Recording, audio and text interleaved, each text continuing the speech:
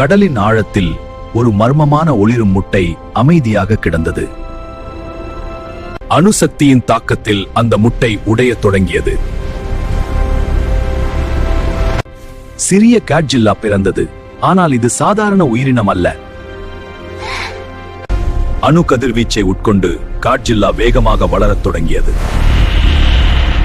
முதன்முறையாக அதன் அணுமூச்சு வெளிப்பட்டது. இப்போது அது ஒரு மாபெரும் ராட்சசன். அதன் சக்தி நகரங்களே நடுங்கச் செய்தது. அதிக சக்தி சேரும் போது அது பர்னிங் காட்ஸிலாக மாறியது. அந்த சக்தி உலகையே அதிர வைத்தது. அவன் மீண்டும் கடலுக்குள் மறைந்தான். ஆனால் கதை இன்னும் முடிவடையவில்லை.